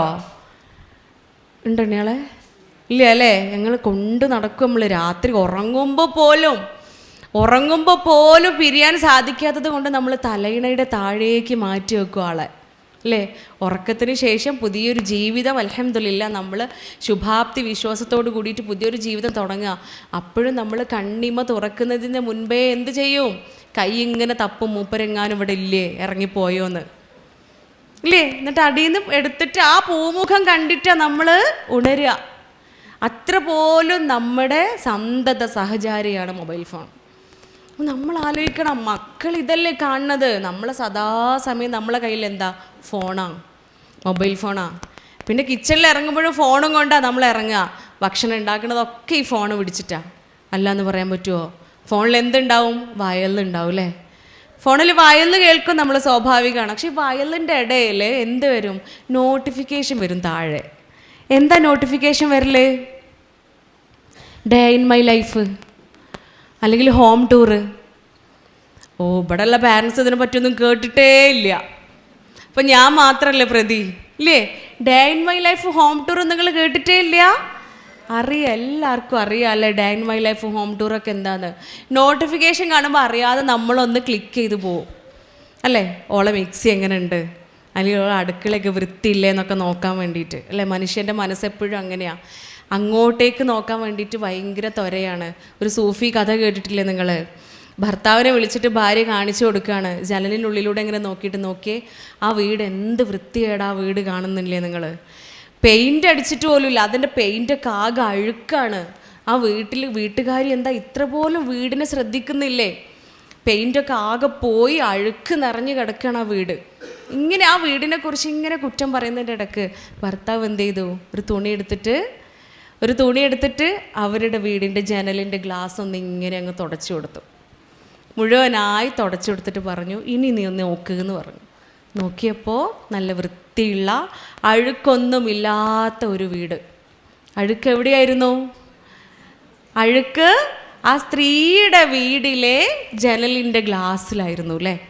അങ്ങനെയാണ് നമ്മൾ മനുഷ്യന്മാരങ്ങനെയാണ്. നമ്മളെ ഉള്ളിലുള്ള അഴുക്കാണ് നമ്മൾ മറ്റുള്ളവരിലേക്ക് എത്തിക്കുന്നത്. ആ അഴുക്കിലൂടെയാണ് നമ്മൾ നോക്കുന്നത്. അതുകൊണ്ട് നമ്മുടെ മനസ്സിനെ നമ്മൾ വൃത്തിയാക്കണം ആദ്യം. ആ ഹൃദയത്തെ നമ്മൾ വൃത്തിയാക്കണം. അതുകൊണ്ട് നമ്മൾ നോക്കും, ഓൾ അടുക്കള വൃത്തി ഉണ്ടോ നോക്കാൻ വേണ്ടിയിട്ട് ഹോം ടൂറിൽ ക്ലിക്ക് ചെയ്യുകയാണ്. ബുദ്ധിയുള്ള പെണ്ണുങ്ങൾ ഒരു ഭക്ഷണം ഉണ്ടാക്കുന്നതും ഒരു ബാത്റൂം ക്ലീൻ ചെയ്യണതും ഓരോ വീട്ടിലുള്ള സകല പണികളും ഈ home tour day in my life എന്നൊക്കെയുള്ള പേരിൽ അപ്ലോഡ് ചെയ്യും. അവർക്ക് ബുദ്ധിയുണ്ട്. കാരണം പെണ്ണുങ്ങൾക്ക് പറയുന്ന പേരെന്താ? വുമൺ എന്ന് പറഞ്ഞാൽ എന്താണെന്ന് അറിയാം? ഇംഗ്ലീഷിൽ അർത്ഥം വൺ ഹു ഹാസ് ഇൻ്റലിജൻസ് എന്നാണ്. ബുദ്ധിയുള്ളവൾ എന്ന അർത്ഥം. ഇവർക്ക് അവരുടെ കിച്ചൺ ക്ലീൻ ചെയ്യും, അവരുടെ ബാത്റൂം ക്ലീൻ ആയിട്ട് കിട്ടും, ഫുഡ് റെഡിയാവും, മാസാവസാനം അക്കൗണ്ടിലേക്ക് എന്താ വരിക? ഇന്ത്യൻ റുപ്പിയല്ല, ഇറ്റ്സ് ഡോളേഴ്സാണ് അക്കൗണ്ടിലേക്ക് വരിക. ഷീസ് ഇൻ്റലിജൻറ്റ്, അവൾക്ക് ബുദ്ധിയുണ്ട്. കണ്ടിരിക്കണ നമ്മക്കോ കുറച്ച് കുറവാ അല്ലേ? ഈ സമയത്ത് നമുക്ക് അറിയാൻ ഒരുപാട് കാര്യങ്ങളുണ്ട്. എന്താണ് സിഗ്മ? എന്താ സിഗ്മ എന്ന് വെച്ചാൽ എന്താ? സിഗ്മ എന്താണ്? നിങ്ങളൊന്നും കേട്ടിട്ടില്ല. അതന്നെയാണ് പ്രശ്നം. കുട്ടി മടിയിലിരുന്നിട്ട് പറയും, ഉമ്മച്ചേ ഞാൻ സിഗ്മയാട്ടോ എന്ന്. നമ്മൾ വിചാരിക്കും, എൻ്റെ റബ്ബേ എൻ്റെ കുട്ടി സിഗ്മയാണല്ലോ, കീപ്പ് ഇറ്റ് അപ്പ്, നല്ല കുട്ടി, എൻ്റെ കുട്ടി ഇങ്ങനെ തന്നെ ആവണം കേട്ടോ എന്ന് പറയൂലേ നമ്മൾ? ഇല്ലേ? കാരണം സിഗ്മ വലിയ എന്തോ സാധനമെന്ന് വിചാരിച്ചിട്ടല്ലേ നമ്മൾ പറയണത്. ഉമ്മച്ചി എൻ്റെ ക്ലാസ്സിൽ ഞങ്ങൾ ബോയ്സൊക്കെ സിഗ്മ ബോയ്സാണ്, അതുകൊണ്ട് ഞാനും സിഗ്മ ബോയ് ആണ് നോൻ പറഞ്ഞു. നമ്മളെന്ത് ചെയ്തു? നന്നായിട്ട് അപ്രീഷിയേറ്റ് ചെയ്ത് വിടുകയാണ്. ഉമ്മാൻ്റെ കുട്ടി ഇങ്ങനെ തന്നെ ആയിക്കോ, എന്താ സിഗ്മ എന്ന് വെച്ചാൽ. എൻ്റെ വീട്ടിൽ മോന് അവൻ ഏറ്റവും കൂടുതൽ പെൺകുട്ടികളുടെ കൂടെ കളിക്കാനാണ് ഇഷ്ടം. 3ാം ക്ലാസ്സിലാണ്. എപ്പോഴും പെൺകുട്ടികളുടെ കൂടെ അവന് കളിക്കുക. ഈ മണ്ണിലുള്ള കളിയാണെങ്കിലും ക്രിക്കറ്റ് ആണെങ്കിലും ഫുട്ബോളാണെങ്കിലും ഒക്കെ പെൺകുട്ടികളോട് അവന് ഒരു പ്രത്യേക ഇഷ്ടമാണ്. മനസ്സിൽ ബേജാറില്ലായിട്ടല്ല, കുറച്ചും കൂടെ കഴിഞ്ഞിട്ട് നോക്കാമെന്ന് വിചാരിച്ചിട്ടാണ്. അപ്പോൾ ഇവനൊരു ദിവസം ഈ പെൺകുട്ടികളുടെ കൂടെ ഇങ്ങനെ കളിക്കുക. അങ്ങനെ വൈകുന്നേരമായപ്പോൾ ഞാൻ അവൻ്റെ അടുത്ത് പറഞ്ഞു, ആ മോളെ അവളുടെ വീട്ടിലൊന്ന് കൊണ്ടുവിടണം, ഒരു മതിലിനപ്പുറമാണ്, നീ കൊണ്ടുവിടണേന്ന് പറഞ്ഞപ്പോൾ അവൻ്റെ അടുത്ത് പറയാം, ഞാൻ കൊണ്ടുവിടുന്നില്ല, ഞാൻ സിഗ്മ ബോയ് ആണ് എന്ന്. ഞാൻ കൊണ്ടുവിടൂല, ഞാൻ സിഗ്മ ബോയ് ആണ്. ഈ സിഗ്മ അവിടെയാണ് ആദ്യമായിട്ട് ഞാൻ കേൾക്കുന്നത്. അങ്ങനെ ഇതിനെക്കുറിച്ച് അന്വേഷിച്ച് നോക്കുമ്പോൾ സിഗ്മ എന്ന് വെച്ചാൽ എന്താണെന്നറിയോ? പെൺകുട്ടികളെ ഒട്ടും ഇഷ്ടമില്ലാത്ത ഒരു കാറ്റഗറി ബോയ്സ് ഉണ്ട്. ഇപ്പോൾ വന്നതാ. ആ ബോയ്സിനെ പറയുന്ന പേരാണ് സിഗ്മ ബോയ്സ്. ഈ കുട്ടിയാണ് ഞാൻ സിഗ്മ ബോയ് ആണെന്ന് പറഞ്ഞപ്പോൾ നമ്മൾ അപ്രീഷിയേറ്റ് ചെയ്ത് വിട്ടത് അല്ലേ? സിഗ്മ വേറെ എന്തോ ആണെന്ന് വിചാരിച്ചിട്ട് നമ്മൾ എന്ത് ചെയ്തു? നന്നായിട്ട് അവൻ്റെ പുറത്ത് 4 കൊട്ടൊക്കെ കൊട്ടി അവൻ അപ്രീഷിയേറ്റ് ചെയ്ത് നമ്മൾ വിട്ടു അല്ലേ? സിഗ്മയാണ് പിന്നീട് ഗേയിസവും ഒക്കെ ആയി മാറുന്നത്. അതാണ് പിന്നീട് ലിവിങ് ടുഗദറും ഡേറ്റിംഗ് ഒക്കെ ആയി മാറുക. കാരണം എന്താ? ഓൻ പണ്ട് സിഗ്മയാന്ന് പറഞ്ഞു പോയില്ലേ? ഓൻ പണ്ട് സിഗ്മയാന്ന് പറഞ്ഞു പോയി. അതുകൊണ്ട് പെൺകുട്ടികളെ കാണാതിരിക്കുക എന്നതാണ് ഹീറോയിസം. നമ്മളെയൊക്കെ കാലത്ത് ബാക്ക് ബെഞ്ചിലിരിക്കുന്ന ആൺകുട്ടികളായിരുന്നു ഹീറോളല്ലേ? അല്ലേ? ഒരു പ്രത്യേകത എന്താ? കുറച്ച് മുടിയൊക്കെ വളർത്തിയിട്ടുണ്ടാവും, പിന്നെ കുപ്പായത്തിൻ്റെ ബട്ടൺസ് ഒന്നും ഇട്ടിട്ടുണ്ടാവില്ല, കോളറൊക്കെ ഇങ്ങനെ പൊക്കി വെച്ച്. ഓ, നിങ്ങളാരും പഠിച്ചിട്ടുമില്ല, സ്കൂളിൽ പോയിട്ടില്ല ആരും? ഇവിടെ ഇപ്പം ഞാൻ മാത്രം സ്കൂളിൽ പോയത്, ഞാൻ മാത്രം ഇതൊക്കെ കാണുന്നത്, അങ്ങനെയാ? ആരും ഒന്നും അറിയാത്ത പോലെ ഇരിക്കുക, അങ്ങനെയല്ലേ? അന്ന് ഇവരൊക്കെ ആയിരുന്നു ഹീറോസ് എന്ന് പറയണത്. കൂടിപ്പോയാൽ ചിലപ്പോൾ സിഗരറ്റും വലിക്കുണ്ടാവും അല്ലേ? ഇവരെയാണ് ഹീറോകൾ എന്ന് പറയും. ഇപ്പം എന്താണോ? ഇപ്പം അതാണോ? ഇപ്പം അങ്ങനെയല്ല. ഇപ്പം കുട്ടികളുടെ അടുത്തുള്ള കുറേ ടേംസ് ഉണ്ട്, ലിത്ത്, കൂള് എന്നൊക്കെ പറഞ്ഞിട്ട്. ഇതൊക്കെ കൗൺസിലിംഗ് വരുന്ന കുട്ടികൾ പഠിപ്പിച്ചു തരുന്നതാ. നമ്മളടുത്തിരുന്ന ഭാഷയിൽ ഇവർ സംസാരിക്കും, അവരുടെ കൊളോക്കിയൽ ലാംഗ്വേജിൽ അവർ സംസാരിക്കും. നമ്മളപ്പോഴും ചെവി പിടിച്ച് ഇങ്ങോട്ട് വാ ഖുർആൻ ഓത് എന്ന് പറയൂലേ അവനോട് അല്ലേ? ചെവി പിടിച്ച് വലിച്ച് ഇങ്ങോട്ട് വാ ഖുർആൻ ഓത് എന്ന് പറയും. ആ വാക്ക് എന്താ നമ്മൾ മനസ്സിലാക്കുന്നില്ല. ഈ പരിശുദ്ധ ഖുർആൻ ഓതുന്നത് എന്തിനാ? അത്തരം ലഹരികളിലേക്ക് പോവാതിരിക്കാനാണ്. അതല്ല ഫ്രീഡം എന്നുള്ള പാഠം ഉൾക്കൊള്ളിച്ചു കൊണ്ടാവണം അവനെ പരിശുദ്ധ ഖുർആൻ ഓദിപ്പിക്കുന്നത് അല്ലേ? അത് വെറും വാക്കുകളല്ല. വെറുതെ ചുണ്ടുകൾ തമ്മിൽ കൂട്ടിയിടിച്ച് വോക്കൽ കോഡിൽ നിന്ന് ഓക്സിജൻ വന്ന് അവിടെ ഒരു തരം സൗണ്ട് പ്രൊഡ്യൂസ് ചെയ്യുക എന്നുള്ള പ്രോസസ്സ് അല്ല അവിടെ നടക്കുന്നത്. അത് ഉള്ളിലേക്ക് ഇങ്ങ് ആഴ്ന്നിറങ്ങണം. ഈ ചെയ്യുന്ന കർമ്മം എന്തിനാണ്, അതിൻ്റെ അന്തസത്ത എന്താണ്, ഇതിൻ്റെയൊക്കെ ആഫ്റ്റർ എഫക്റ്റ് എന്താണെന്ന് പറഞ്ഞു കൊടുക്കാൻ പറ്റണം. നമ്മുടെ മക്കൾ കൂളെന്ന് പറഞ്ഞൊരു പ്രോഡക്റ്റ് ഉണ്ട്, ഹാൻസിൻ്റെ ഒക്കെ വേറൊരു വേർഷനാണത്. അതൊരു വൈറ്റ് കളറിലൊരു കുഞ്ഞു തലയണ പോലെയുള്ളൊരു സാധനമാണ്, ഒരു തലയണ ഷേപ്പിലുള്ളൊരു വസ്തുവാണ്. ഇത് എപ്പോഴും കുട്ടികൾക്ക് സുലഭമാണിത്, നിഷ്പ്രയാസം അവരുടെ കൈകളിൽ എത്തുന്ന ഒരു വസ്തുവാണ്. കാരണം അവർക്ക് സാഹചര്യങ്ങൾ വേണ്ട, ആരെങ്കിലുമൊക്കെ കയ്യിലുണ്ടാവും, 1-2 എണ്ണം കുറഞ്ഞ പൈസയൊക്കെ അവരുടെ കയ്യിൽ കിട്ടും. ഇത് എങ്ങനെയെങ്കിലും നമ്മുടെ മക്കളുടെ കയ്യിലെത്തും, ഉപയോഗിക്കാനും സുഖമാണ്. ഹാൻസിൻ്റെ പോലെ റിസ്ക് ഇല്ല. അത് ജസ്റ്റ് എടുക്കുന്നു, സ്റ്റിക്കർ പൊട്ടിക്കുന്നു, ചുണ്ടിനെ താഴെ വെക്കുന്നു, ഒന്നും അറിയില്ല, ആരും അറിയില്ല. പണ്ടൊക്കെ സിഗരറ്റ് വലിച്ചാൽ ചെറിയൊരു മണമെങ്കിലും അറിയൂലേ? മണം ഉണ്ടാവില്ലേ? ഇപ്പം മണമില്ലാത്ത സിഗരറ്റ് അവൈലബിളാ, ഒരു സ്മെല്ലും ഇല്ലാത്ത സിഗരറ്റുകൾ അവൈലബിളാണ്. നമുക്ക് എത്ര പേർക്ക് അതൊക്കെ അറിയാം? നമ്മളിൽ എത്ര പേർക്ക് അതൊക്കെ അറിയാം? അപ്പോൾ ഈ ഡേ ഇൻ മൈ ലൈഫും ഹോം ടൂറൊക്കെ കണ്ടിരിക്കുന്നതിന് പകരം എന്തൊക്കെയാണ് പുതിയ ജനറേഷനിൽ നമ്മുടെ മക്കളെ ചതിക്കുഴികളിൽ വീഴ്ത്താൻ വേണ്ടിയിട്ട് കാത്തിരിക്കുന്ന വസ്തുക്കൾ എന്തൊക്കെയാണ്, ആ ലഹരികൾ എന്തൊക്കെയാണ്, അവരുടെ ചിന്തകൾ എന്തൊക്കെയാണ്, ഇതൊക്കെ മനസ്സിലാക്കണം. അതൊക്കെ നമ്മുടെ ഫോണിൽ അവൈലബിളാണ്. നമ്മുടെ വിരൽ തുമ്പിലുള്ള ഫോണിൽ എല്ലാ അറിവുകളും, സ്കോളേഴ്സും അല്ലെങ്കിൽ ഇതിനെയൊക്കെ കുറിച്ച് പഠിച്ച ഡോക്ടേഴ്സിൻ്റെയൊക്കെ ക്ലാസ്സുകളുണ്ട്, അതൊക്കെ നമുക്ക് കേൾക്കാം. ഇതിനു വേണ്ടിയിട്ട് സമയം കണ്ടെത്തിക്കൊണ്ട് നമ്മളെ മക്കൾക്ക് വേണ്ടിയിട്ട് ഒരുമിച്ച് ഹോംവർക്ക് ചെയ്തിട്ടില്ല എങ്കിൽ കൈവിട്ടു പോവും. മക്കൾ നമ്മളെ കയ്യിലുണ്ടാവില്ല, കൈവിട്ടു പോവും. നമ്മൾ ഈ ഇബാദത്തുകൾ ശീലിപ്പിക്കുമ്പോൾ, ഇബാദത്തുകൾ പഠിപ്പിക്കുമ്പോൾ അതിൻ്റെയൊക്കെ അന്തസത്ത് അവർക്ക് പഠിപ്പിച്ചു കൊടുക്കണം. ഇപ്പോഴത്തെ കുട്ടിയൊക്കെ ഞാൻ നേരത്തെ പറഞ്ഞു, പണ്ട് അത്തരം കുട്ടികളൊക്കെയാണ് ഹീറോകൾ എന്നുണ്ടെങ്കിൽ ഇപ്പം അങ്ങനെയൊന്നും അല്ല. ഇപ്പോഴത്തെ ഹീറോയിസം എന്താണെന്നറിയോ നിങ്ങൾ? ഹൈസ്കൂൾ ലെവലിലുള്ള 8ാം ക്ലാസ് പഠിക്കുന്ന ഒരു ആൺകുട്ടി എൻ്റെ അടുത്ത് പറഞ്ഞതാ. ഞെട്ടിപ്പോയി ഞാൻ. അവൻ പറയാം, who is using more body, അതാണ് ആൺകുട്ടികളുടെ ഏറ്റവും വലിയ ഹീറോ. ആരാണോ കൂടുതൽ ബോഡി ഉപയോഗിക്കുന്നത് അവനാണ് ഹീറോ എന്ന്. നിങ്ങൾ ഓർത്ത് നോക്കൂ. ആൺകുട്ടികളുടെ ഹീറോയിസ് അവർ തമ്മിലുള്ള കമ്മ്യൂണിക്കേഷനാണ്. ഞാൻ ഇത്ര ബോഡി ഉപയോഗിച്ചു, അതുകൊണ്ട് ഞാനാണ് ഹീറോ. ഒരു പെൺകുട്ടി വന്ന് പറഞ്ഞതാ, ഡോക്ടറെ ക്ലാസ്സിൽ നിൽക്കാൻ കഴിയൂല, കാരണം ക്ലാസ്സിലെ 30 കുട്ടികളിൽ 29 കുട്ടികളും സെറ്റാണ്. സെറ്റ് എന്ന് പറഞ്ഞാൽ നിങ്ങൾക്ക് മനസ്സിലായോ? നമ്മളൊക്കെ ഭാഷയിൽ ലൈൻ ഉണ്ട് എന്ന്. ഇപ്പം ലൈനൊന്നും അല്ല കേട്ടോ. അപ്പോൾ ലൈനും വയറൊന്നും അല്ല, അതൊക്കെ പണ്ടായിരുന്നു. ഇപ്പോൾ അതിൻ്റെയൊക്കെ ടേംസ് മാറി. ഇപ്പോൾ ബെസ്റ്റിയാണ്, ബോയ് ഫ്രണ്ടും അല്ല. ബോയ് ഫ്രണ്ടും പോയി ഇപ്പോൾ ബെസ്റ്റിയാണ്. മക്കൾ നമ്മളടുത്ത് വന്ന് പറയും, ഉമ്മച്ചേ ഞങ്ങൾ ബെസ്റ്റിയാണ് കേട്ടോ. അപ്പോൾ ബെസ്റ്റ് ഫ്രണ്ട് നമ്മൾ പണ്ടേ കേട്ടതാണല്ലോ. അപ്പോൾ ഈ ബെസ്റ്റ് ഫ്രണ്ട് ചുരുക്കിയതാണ് ബെസ്റ്റി എന്ന് വിചാരിച്ചിട്ട് നമ്മൾ പറയും, അങ്ങനെ തന്നെ ആവണം കേട്ടോ, നിങ്ങൾ അങ്ങനെ തന്നെ തുടർന്നോളിട്ടോ നമ്മൾ പറഞ്ഞ് 2 കൊട്ടൊക്കെ കൊട്ടി വിടൂലേ. മനസ്സിലാക്കണത് എന്താ? ബെസ്റ്റി എന്ന് വെച്ചാൽ എന്താ? അവർ സ്നേഹിക്കുന്നവരാണ്, അവർക്ക് ഒരുമിച്ച് ജീവിക്കാം, അവർക്ക് ഒരുമിച്ച് ജീവിക്കാം. ഇതല്ല നമ്മളെ നാടും പഠിപ്പിക്കുന്നത്. എല്ലാ ഫ്രീഡവും നമ്മുടെ നിയമവും നമ്മളെ നാടും കൊടുക്കുന്നുണ്ട്. ഒരു ആൺകുട്ടിനെയും ഒരു പെൺകുട്ടിനെയും കാണാൻ പാടില്ലാത്ത രൂപത്തിൽ കണ്ടു കഴിഞ്ഞാൽ ചോദ്യം ചെയ്യാൻ പോയാൽ ചോദ്യം ചെയ്യുന്ന ആൾ വിവരം അറിയും ഇല്ലേ? ചോദ്യം ചെയ്യുന്ന ആൾ വിവരം അറിയും. എൻ്റെ ഉമ്മ ഒരു അനുഭവം പറഞ്ഞത്, ഉമ്മാൻ്റെ നാട്ടിലുള്ള സ്ഥാപനത്തിൽ 2 കുട്ടികൾ ഒരിക്കലും കാണാൻ പാടില്ലാത്ത രൂപത്തിൽ കാണുകയാണ് ബസ് സ്റ്റാൻഡിൻ്റെ ഉള്ളിൽ. ഉമ്മ പോയി ചോദിച്ചു, നിങ്ങൾ എവിടുത്തെ കുട്ടികളാണെന്ന് ചോദിച്ചപ്പോൾ ആ ആൺകുട്ടി അവളങ്ങ് ചേർത്ത് പിടിച്ചിട്ട് ഉമ്മാനോട് ചോദിച്ചോട്ടേ, അത് ചോദിക്കാൻ ഇജാരാന്ന്, അത് ചോദിക്കാൻ ഇജാരാ. ഉമ്മ പറഞ്ഞു, ഞാൻ ഇവിടെ ഒരു സ്കൂളിൽ HM ആണ്, HMൻ്റെ പണിയെടുത്താൽ മതി, ഞങ്ങളെ കാര്യത്തിൽ ഇടപെടാൻ വരണ്ടാന്ന് അല്ലേ. അന്ന് രാത്രി ഞങ്ങൾ വീഡിയോ കോൺഫറൻസിലിട്ട് ഉമ്മയ്ക്ക് വിവരം പറഞ്ഞു, ഉമ്മാക്ക് ഇത്ര ഒരു അപമാന ജീവിതത്തിൽ ഇതുവരെ ഉണ്ടായിട്ടില്ല. അപ്പം എൻ്റെ എക്കാക്ക് പറയും, ഉമ്മ അങ്ങക്ക് ഞങ്ങളെ 3 പോറ്റിയാൽ പോരെ, എന്തിനാ നാട്ടുകാരെയും കൂടെ നിങ്ങൾ നന്നാക്കാനും പോറ്റാനും പോണേ? ആ ആൺകുട്ടിക്ക് നിങ്ങൾ എന്തെങ്കിലും ചെയ്യാൻ തോന്നിയിരുന്നെങ്കിൽ ഞങ്ങൾക്കല്ലേ നഷ്ടം അല്ലേ? അതാണ് കാലഘട്ടം. നമ്മൾ കാണാൻ പാടില്ലാത്തത് കണ്ടാൽ എതിർക്കാൻ പോലും നമുക്ക് അവകാശമില്ല. നമ്മളെ കുട്ടികളല്ലേ. കഴിഞ്ഞ ദിവസം നമ്മുടെ മലപ്പുറത്ത് കോട്ടക്കുന്ന്, ഞാനും എൻ്റെ ഹസ്ബൻഡും കൂടെ മലപ്പുറം വഴി ഇങ്ങനെ പോയപ്പോൾ 11 മണിയാ സമയം, വെറുതെ നമുക്ക് കോട്ടക്കുന്നൊന്ന് കയറി നോക്കാമെന്ന് പറഞ്ഞിട്ട് കയറിയതാണ്. വണ്ടിയിൽ നിന്ന് ഇറങ്ങാൻ പോലും ഞങ്ങൾക്ക് സാധിച്ചില്ല. കാരണം എന്താ? കോട്ടക്കുന്നുക്ക് പോണ കാഴ്ച കാണാനല്ലേ. ഇങ്ങനെ നടക്കാനാണെങ്കിൽ കോട്ടക്കുന്ന് പോകണ്ടല്ലോ.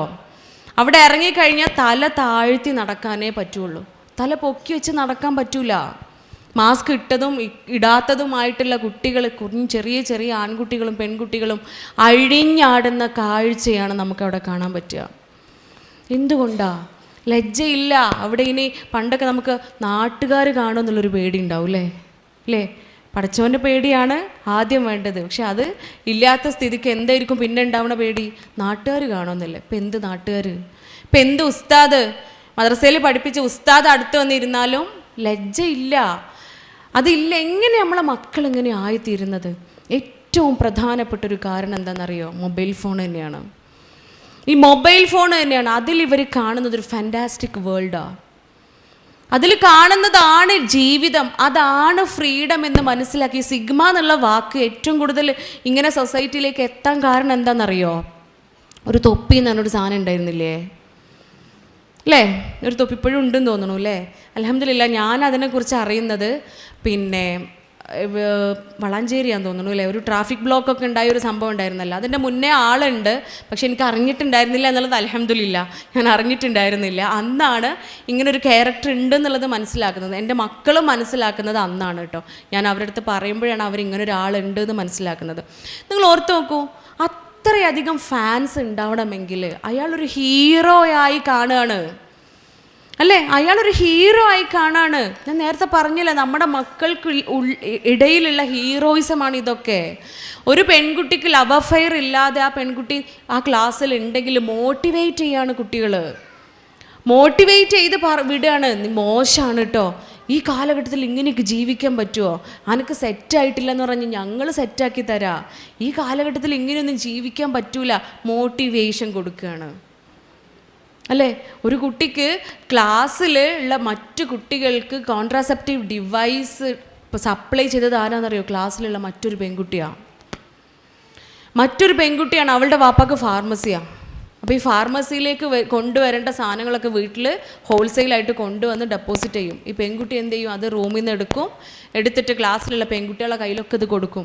സേഫാണ്, ഇത് കയ്യിലുണ്ടായാൽ ഒരു ബേജാറും വേണ്ടെന്ന് പറഞ്ഞിട്ട്. നിങ്ങൾ ഓർത്ത് നോക്കി, ഇതിൻ്റെയൊക്കെ മറ്റൊരു വശം എന്താണെന്നറിയോ? മുസ്ലിം പെൺകുട്ടികളാണ് ഇതിൽ ഏറ്റവും കൂടുതൽ എൻ്റെ അടുത്ത് കൗൺസിലിങ്ങിന് കൊണ്ടുവരാനുള്ളത്. മുസ്ലിം കുട്ടികളെയാണ്. നമ്മുടെ അത്ര ധാർമ്മികത പഠിപ്പിക്കുന്ന മറ്റു മതമുണ്ടോ? ഒരു ഇസ്ലാം എന്ന് പറയുന്നത് ജീവിത രീതിയാണ്, അതൊരു ഐഡിയോളജിയാണ് അല്ലേ? ഇസ്ലാം എന്ന് പറയുന്നത് അതൊരു മതത്തിലുപരി അതൊരു ഐഡിയോളജിയാണ്. ഒരു മനുഷ്യൻ എങ്ങനെ ജീവിക്കണം, ആരോഗ്യമുള്ളവനായി ജീവിക്കാൻ എന്തെല്ലാം വേണമെന്നത് കുഞ്ഞു കാര്യങ്ങൾ മുതൽ വലിയ തത്വചിന്തകൾ പോലും പ്രതിപാദിക്കുന്ന ഒരു മതമാണ് പരിശുദ്ധ ഇസ്ലാം മതം. എന്നിട്ട് എന്തുകൊണ്ടാണ് നമ്മൾ തന്നെ ഇങ്ങനെ അധപ്പതിച്ചു പോകുന്നത്?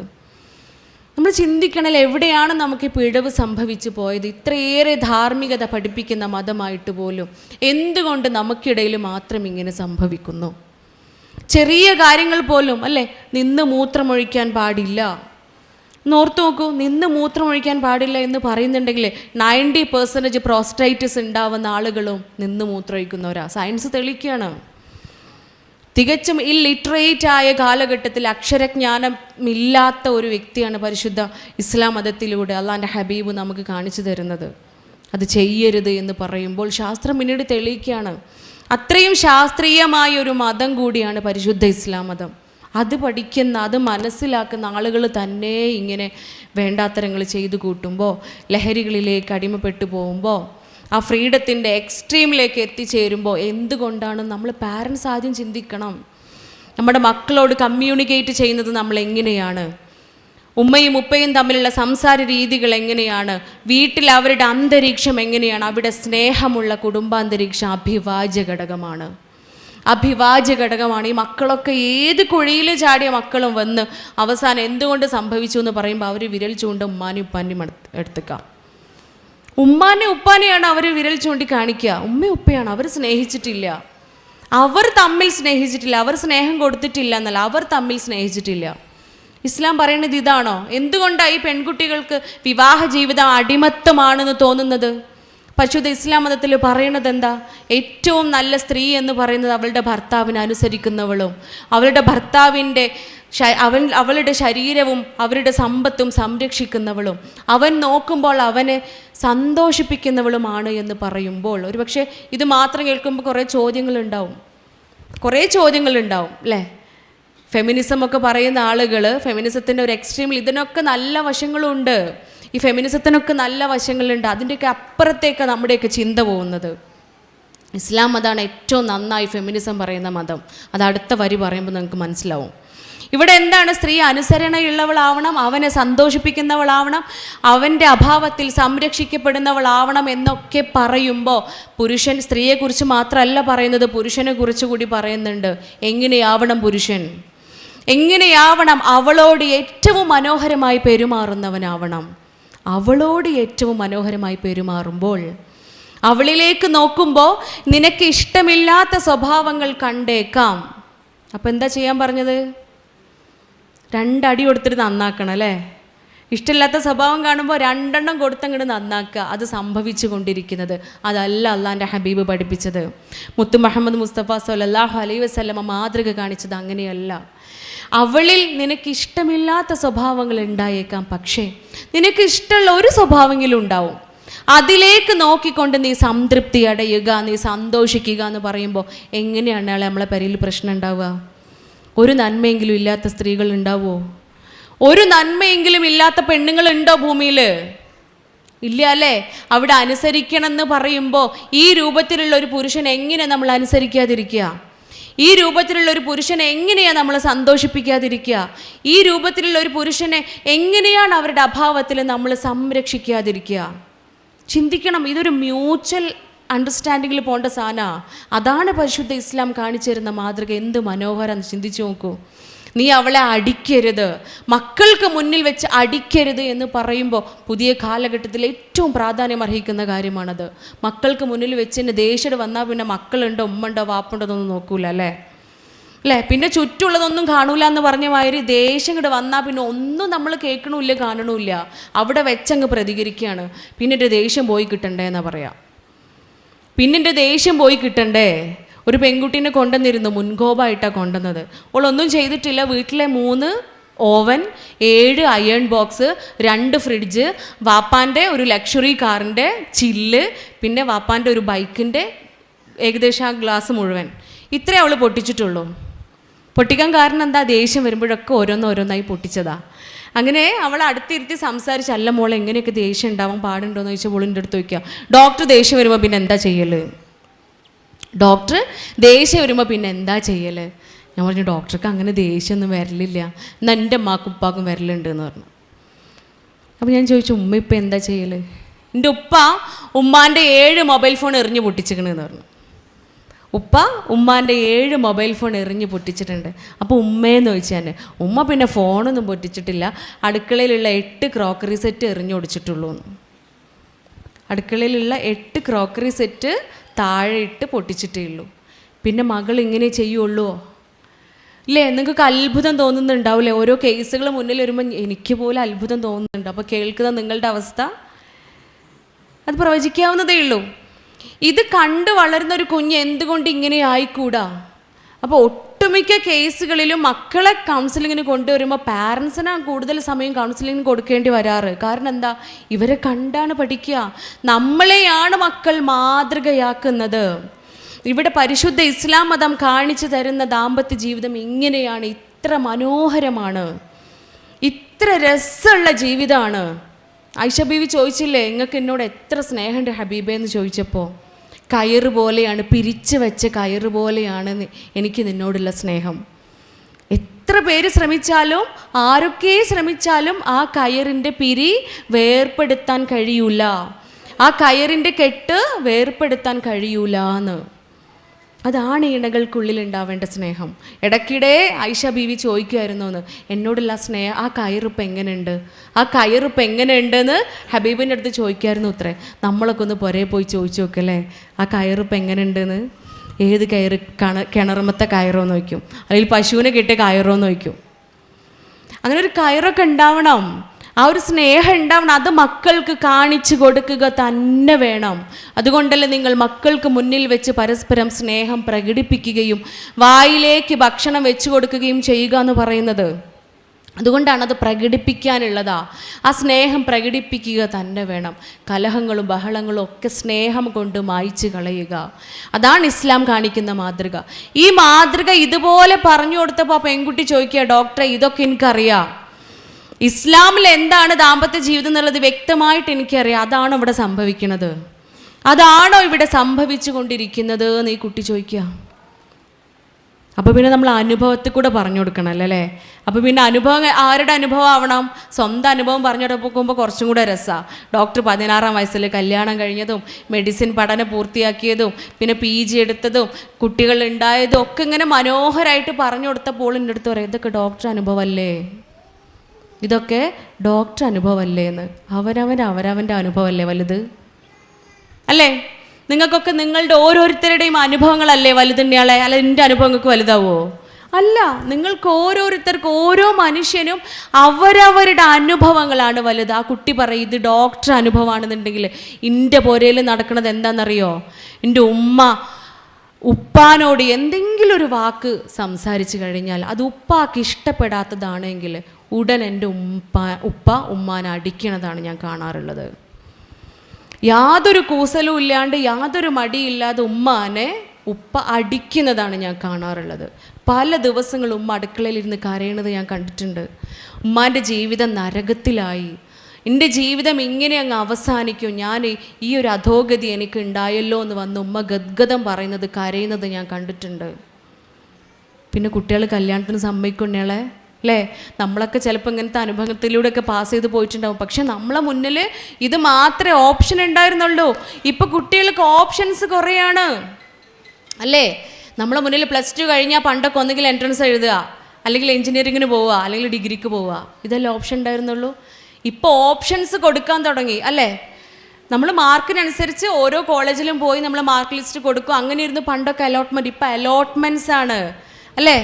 ഓപ്ഷൻസ് ഒരുപാടാണ്, നിരവധി അനവധി ഓപ്ഷൻസാണ്. അതുകൊണ്ട് നമുക്ക് ഇഷ്ടമുള്ള കോഴ്സുകൾ സെലക്ട് ചെയ്യാനുള്ള ഫ്രീഡം അവിടെ ഉണ്ട്. അതുപോലെ തന്നെ ജീവിതവും ഇഷ്ടമുള്ളതുപോലെ തിരഞ്ഞെടുക്കാനുള്ള ഫ്രീഡമാണ് മക്കൾക്കുള്ളത്. അവിടെ ആർക്കും നോ പറയാൻ പറ്റൂല. ഞാനിപ്പോൾ എൻ്റെ മൈക്ക് പിടിച്ച് നിങ്ങളോട് പറയാം, ഞാൻ ആണാണ്, ഇന്ന് മുതൽ ഡോക്ടർ ഫർഹാൻ നൗഷാദ് ആണാട്ടോ. നിങ്ങൾ ആർക്കെങ്കിലും എന്നെ എതിർക്കാൻ പറ്റുമോ?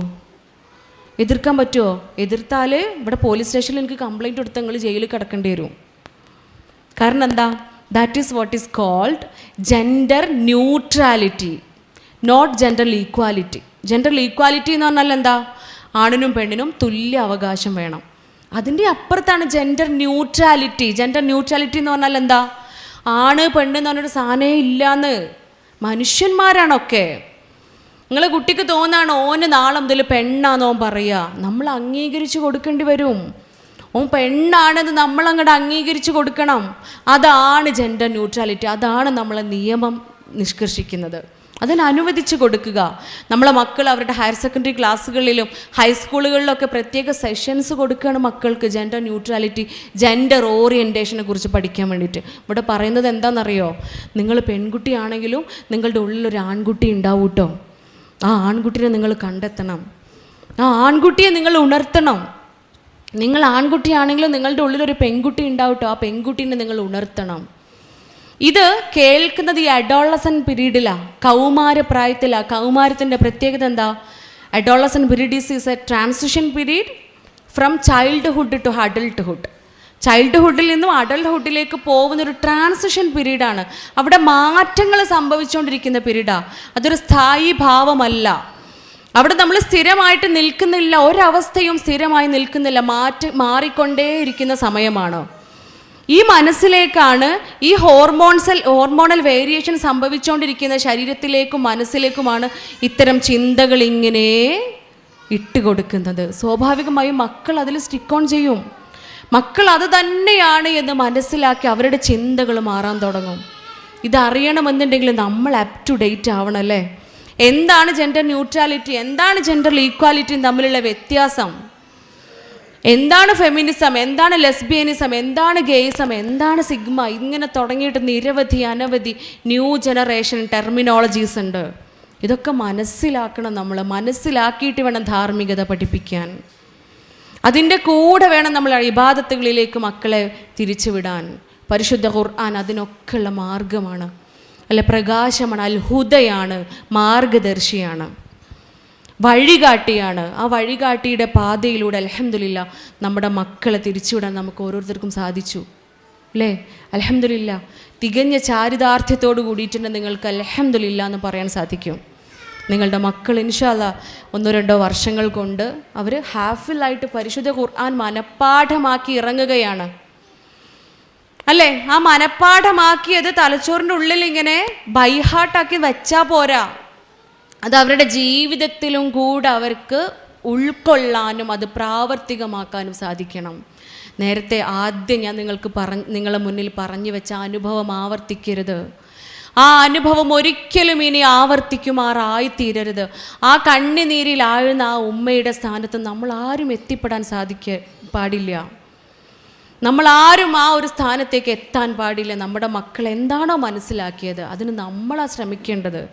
നമ്മളാണ് മാതൃക കാണിക്കേണ്ടത്. വീടകങ്ങൾ എത്രത്തോളം സൗന്ദര്യമുള്ളതാവുന്നോ, എത്രത്തോളം സംതൃപ്തമാവുന്നോ അത്രയേറെ നമ്മുടെ മക്കളുടെ ജീവിതം സംതൃപ്തമായി തീരും.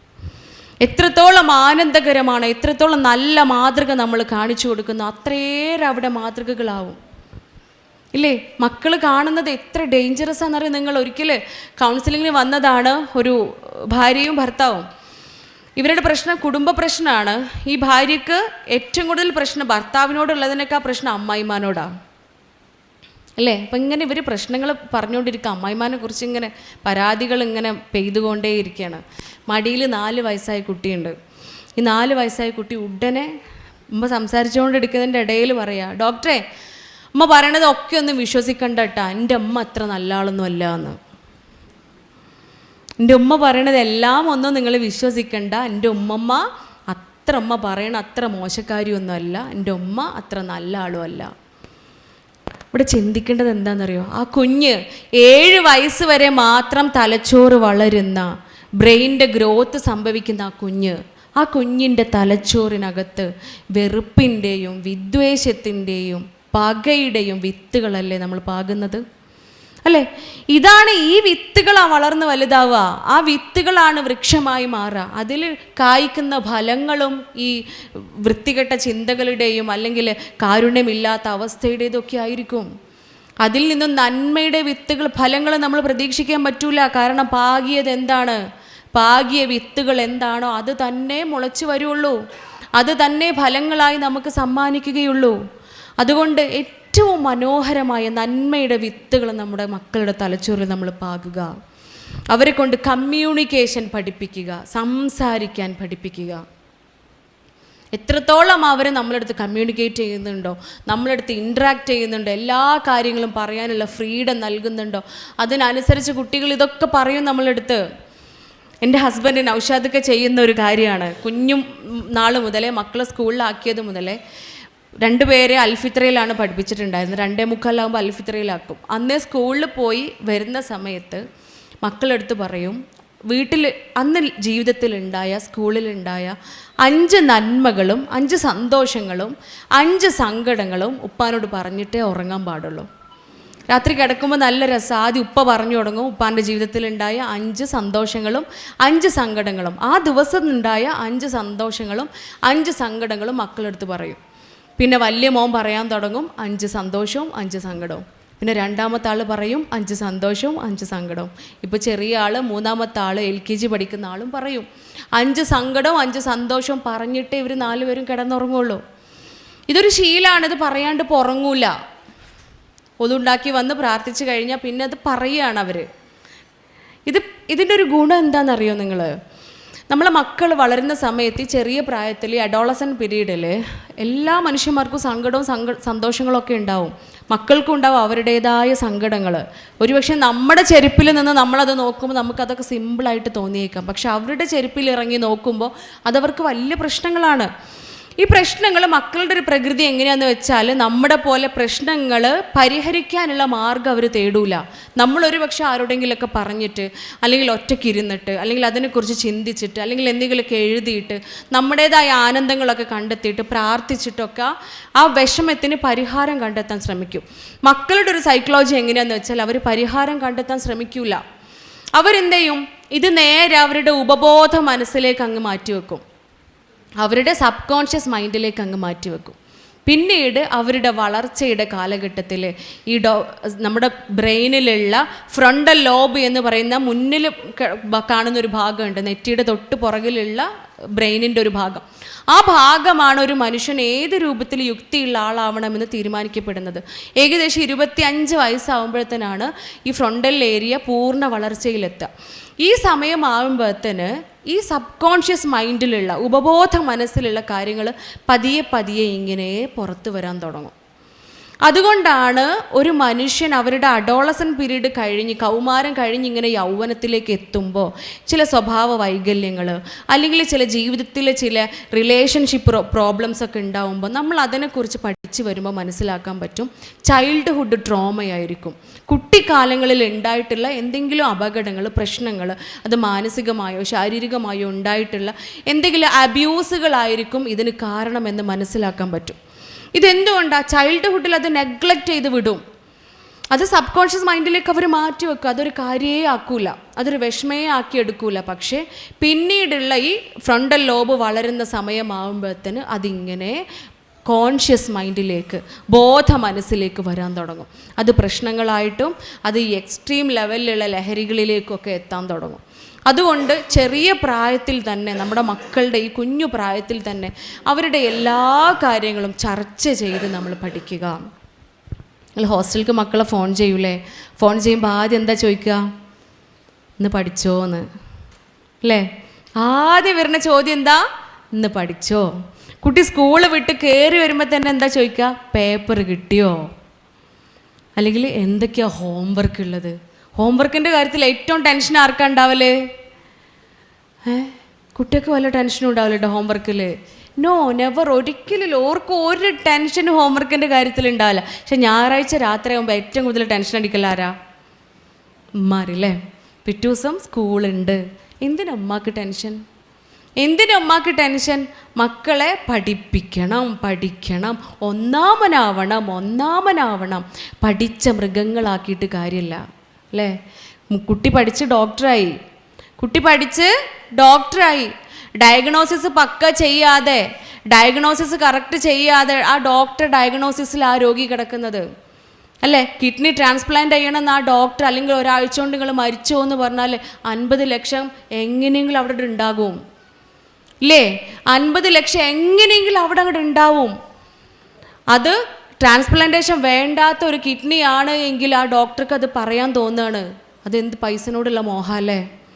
എന്താ നമ്മൾ പഠിപ്പിച്ച് ഡോക്ടറാക്കിയിട്ട് കാര്യമുണ്ടോ? പഠിപ്പിച്ച് മൃഗങ്ങളാക്കിയിട്ട് കാര്യമില്ല. ബിൽഡിംഗ് ഉണ്ടാക്കുമ്പോൾ അതിൽ കുറച്ച് അല്ലറ ചില്ലറ അങ്ങോട്ടും ഇങ്ങോട്ടും കുറച്ച് മാറ്റങ്ങളൊക്കെ വരുത്തി കഴിഞ്ഞാൽ ലാഭം ഇങ്ങോട്ട് കിട്ടും. അങ്ങനെ എൻജിനീയർ ആക്കിയിട്ട് കാര്യമില്ല. പഠിച്ച മൃഗങ്ങളാക്കണ്ട. ധാർമ്മികത ഉൾക്കൊണ്ടുകൊണ്ട് പഠിപ്പിക്കുക. അതുകൊണ്ട് ആദ്യം തന്നെ നമ്മളെ ഉള്ളിൽ വരുന്ന ചോദ്യം പഠിച്ചോ? നമ്മളൊക്കെ ആ പ്രായം കഴിഞ്ഞ് വന്നതല്ല. പഠിക്കുന്ന സമയത്ത് നമുക്കൊക്കെ ഏറ്റവും വെറുപ്പുള്ള കാര്യം എന്തായിരുന്നു? എനിക്ക് പഠിക്കല്ലോ. നിങ്ങൾക്കോ? സത്യസന്ധമായിട്ട് പറയാലോ, എനിക്ക് പഠിക്കുക എന്ന് പറഞ്ഞാൽ ഭയങ്കര മടിയുള്ള കാര്യമായിരുന്നു. ഇതൊക്കെ വീഡിയോയിൽ വരുന്നിട്ടുണ്ട്. അയാളെ പഠിക്കുക എന്ന് പറഞ്ഞത് ഏറ്റവും ഇഷ്ടമില്ലാത്ത കാര്യമൊന്നും. എൻ്റെ ഉമ്മ 4ാം ക്ലാസ് വരെ എൻ്റെ ക്ലാസ് ടീച്ചർ എൻ്റെ ഉമ്മാനോട് ചോദിച്ചാൽ എപ്പോഴും മനസ്സിലാവും. എൻ്റെ ഉമ്മാൻ്റെ അടുത്ത് നിന്ന് ഉള്ളു കിട്ടാത്ത ദിവസം ഉണ്ടാവില്ല. ഒരൊറ്റ ദിവസം ഞാൻ ഡയറി എഴുതൂല. അന്നൊക്കെ ഡയറി എഴുതുന്ന ഒരു ഹോംവർക്ക് ഉണ്ടായിരുന്നു. ഡെയിലി ഡയറി എഴുതണം. ഞാൻ ഡയറി എഴുതൂല. ഉമ്മച്ചിന്നെ പിടിക്കും, പിച്ചും നുള്ളും. ആരോട് പരാതി പറയാനാ? അപ്പാനോടല്ല പരാതി പറയുള്ളത്. ഓല ഉണ്ടാവും ഒന്നാ. പിന്നെ ഇപ്പോൾ പരാതി പറഞ്ഞിട്ട് കാര്യമില്ലല്ലോ. അപ്പോൾ പഠിക്കുക എന്ന് പറഞ്ഞാൽ പഠിക്കുന്ന മക്കൾക്ക് 1-2 കുട്ടികളുണ്ടാവും. അതിൽ ഭയങ്കര ഇൻട്രസ്റ്റ് ഉള്ള കുട്ടികൾ. ബാക്കി എല്ലാ കുട്ടികളും ഇന്നെ പോലത്തെ പഠിക്കാൻ മടിയുള്ള കുട്ടികൾ തന്നെ ആയിരുന്നിരിക്കാം. പിന്നെ ഒരു ബോധം വെക്കണം അല്ലേ? ഒരു ബോധം വെക്കണ പ്രായമാകുമ്പോൾ നമ്മൾ തന്നെ പഠിക്കും. അതിനുള്ള വളവും വെള്ളവും നമ്മൾ കൊടുക്കണം. പക്ഷെ ആ വെള്ളവും വളവും മാത്രം കൊടുത്താൽ മതിയോ? പോരാ അല്ലേ? കുറച്ച് പെസ്റ്റിസൈഡ്സ് ഒക്കെ അടിക്കണം. കുറച്ച് അണുനാശിനികളും കുറച്ച് നമ്മൾ അടിച്ചു കൊടുക്കണം. അതാണ് ധാർമ്മികത. ഒന്നാമനാവാൻ പഠിപ്പിക്കുന്നതിൻ്റെ കൂടെ നന്നാവാനും കൂടെ പഠിപ്പിക്കണം.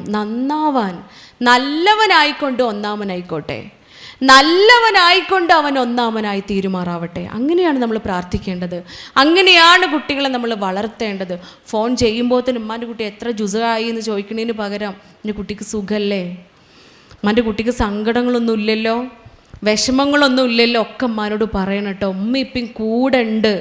എന്ത് സംഭവിച്ചാലും ഉമ്മയും ഉപ്പയും കൂടെ ഉണ്ട്. അതാണ് പരിശുദ്ധ ഇസ്ലാം പഠിപ്പിക്കുന്നത്. മക്കൾ എത്രയും മോശമായിക്കോട്ടെ, നിങ്ങൾ മക്കളെ തള്ളിപ്പറഞ്ഞാൽ നാളെ പരലോകത്ത് വെച്ച് അള്ളാഹു നിങ്ങളോട് സംസാരിക്കുകയില്ല എന്ന് മാത്രമല്ല കാരുണ്യത്തോടു കൂടി നോക്കുക പോലും ചെയ്യില്ല എന്ന് പറയുമ്പോൾ നമ്മൾ ആലോചിക്കണം. തള്ളിപ്പറയാൻ പറ്റൂല. മക്കളാണ്, കുട്ടികളാണ്. സ്വഭാവത്തിൽ പല പ്രശ്നങ്ങളും ഉണ്ടാവും. അതിനെ നമ്മൾ ചികിത്സിക്കണം. അതിനുള്ള ചികിത്സ എന്താണെന്ന് നമ്മൾ ആലോചിക്കണം. അവിടെ നമ്മളെങ്ങനെ മാറണമെന്ന് ചിന്തിക്കുക. ഒറ്റപ്പെടുത്തലല്ല, കുറ്റപ്പെടുത്തലല്ല, പരാതി പറയലല്ല, അവരെ ഉപേക്ഷിക്കലല്ല മാർഗം. ചേർത്ത് പിടിച്ചുകൊണ്ട് നമ്മുടെ മക്കളല്ലേ, നമുക്ക് മക്കളല്ലേ ഉണ്ടാവുള്ളൂ. ഒരുപാട് കേസുകൾ ഞാൻ കാണുന്നതാ. നാട്ടുകാർക്ക് വേണ്ടിയിട്ട് മക്കളെ ഒറ്റപ്പെടുത്തുന്നവർ. അവർ പറയും നാട്ടുകാരെന്താ വിചാരിക്കുക, നാട്ടുകാരെന്ത് വിചാരിക്കും, അയൽവക്കക്കാരെന്ത് വിചാരിക്കും, കുടുംബങ്ങൾ എന്ത് വിചാരിക്കും. ഈ നാട്ടുകാരും കുടുംബങ്ങളും അയൽവക്കക്കാരും ഒന്നുമല്ല നമുക്ക് ഉണ്ടാവുക. നമുക്ക് നമ്മളെ മക്കളെ ഉണ്ടാവുള്ളൂ. നമുക്ക് നമ്മുടെ മക്കളാണ് ഉണ്ടാവുക. ആ മക്കൾക്ക് ഉമ്മയും വാപ്പയും നമ്മൾ ഒന്നേ ഉള്ളൂ. വേറെ ഉമ്മാനെയും വാപ്പാനെയും കിട്ടൂല. അതുകൊണ്ട് നമ്മളിൽ നിന്നും കിട്ടുന്നത് നമ്മൾ തന്നെ കൊടുക്കുക. ആ ധാർമ്മികത നമ്മൾ കാണിച്ചു കൊടുക്കുക. സുബഹിക്ക് എണീക്കണം, സുബഹിക്ക് നിസ്കരിക്കണമെന്ന് സുബഹിൻ്റെ നേരത്ത് കട്ടിൽമ കടന്നിട്ടാണോ വാപ്പ ഉപദേശിക്കേണ്ടത്? അല്ല അല്ലേ? മോനെയും കൂട്ടി പള്ളിയിൽ പോയി കാണിച്ചു കൊടുക്കുകയല്ലേ വേണ്ടത്. അല്ലെങ്കിൽ ആ സമയത്ത് എണീറ്റ് നിസ്കരിക്കണ ഉമ്മാനെയല്ലേ കാണേണ്ടത്. മൊബൈൽ ഫോൺ ഉപയോഗിക്കരുതെന്ന്, മൊബൈൽ ഫോൺ തന്നെ കയ്യിൽ പിടിച്ചിട്ട് നീ ഫോൺ ഉപയോഗിക്കരുതെന്ന് പറയുന്ന വാപ്പാനെ കണ്ട ഇതെന്താ മക്കൾ ഐക്യു കൂടുതലുള്ള കുട്ടികളാ, അവരുടെ ബ്രെയിൻ കപ്പാസിറ്റി 1800 ക്യൂബിക് സെൻറ്റിമീറ്റേഴ്സാണ്, നമുക്ക് അത്രയില്ല. ആ ബ്രെയിൻ കപ്പാസിറ്റിയിൽ വെച്ചിട്ടാണ് ഈ ആർട്ടിഫിഷ്യൽ ഇൻ്റലിജൻസിൻ്റെയും റോബോട്ടിക്സ് യുഗത്തിൽ ജീവിക്കുന്ന മക്കളാ. അവരുടെ തലച്ചോറിൻ്റെ കപ്പാസിറ്റി ബുദ്ധിയൊക്കെ നമ്മേക്കാളും കൂടുതലാണ്, ഇൻ്റലിജൻ്റാണ് അവർ നമ്മേക്കാളും. സോ അവർ യുക്തിപരമായിട്ട് ചിന്തിക്കും, ഇതെന്തെങ്ങനെ വീട്ടിൽ കാണുന്നതൊന്ന് പറയുന്നതൊന്ന്. അതാണ് ആദ്യം പറഞ്ഞ സംഭവത്തിൽ നടന്നത്. കുട്ടിയെ നിർബന്ധിക്കും, ഫോഴ്സ് ചെയ്ത് നമ്മൾ ചെയ്യിപ്പിക്കും, പക്ഷെ വീട്ടിലത് കാണുന്നില്ല. നമ്മൾ ചെയ്യുന്നത് കുട്ടി കാണുന്നുമില്ല, കേൾക്കുന്നുമില്ല, അനുഭവിക്കുന്നുമില്ല. പിന്നെ എങ്ങനെയാണ് കുട്ടി ചിന്തിക്കും സ്വാഭാവികമായും, ഞാൻ മാത്രം എന്തിന്, ഞാൻ മാത്രം എന്തിന്. നിങ്ങൾക്കറിയില്ലേ, പുറത്തു പോയാൽ ഇത്തരം ചിന്തകളാണുള്ളത്, ഇത്തരം ലഹരികളും ആകർഷണങ്ങളുമാണ് പുറത്ത് അവർക്ക് വേണ്ടി കാത്തിരിക്കുന്നത്. ആ അവസരത്തിൽ വീട്ടിൽ കൂടി അവർക്ക് സംതൃപ്തിയും സമാധാനവും സന്തോഷവും ഇല്ല എങ്കിൽ എളുപ്പമാണ് കുട്ടികൾ കേടുന്നു പോകാൻ, എളുപ്പമാണ്. അതുകൊണ്ട് ചേർത്ത് പിടിക്കുക. എൻ്റെയാണ്, നമ്മുടെയാണ്, നമുക്ക് അവർ മാത്രമേ ഉള്ളൂ, അവർക്കും നമ്മൾ മാത്രമേ ഉള്ളൂ. അതുകൊണ്ട് നാട്ടുകാരെയും കുടുംബങ്ങളെയും കൂട്ടുകാരെയും അല്ല പേടിക്കേണ്ടത്, മക്കൾക്ക് വേണ്ടിയിട്ടാണ് ജീവിക്കേണ്ടത്, അവർക്ക് വേണ്ടിയിട്ട് പ്രവർത്തിക്കുക. ഇൻഷാ അല്ലാഹ് ഏറ്റവും മനോഹരമായ കുടുംബാന്തരീക്ഷം നമുക്ക് ഓരോരുത്തർക്കും ഉണ്ടാവുമാറാകട്ടെ. ഖുർറത്ത് അയ്ൻ എന്നാണ് പരിശുദ്ധ ഖുർആൻ പറയുന്നത് അല്ലേ.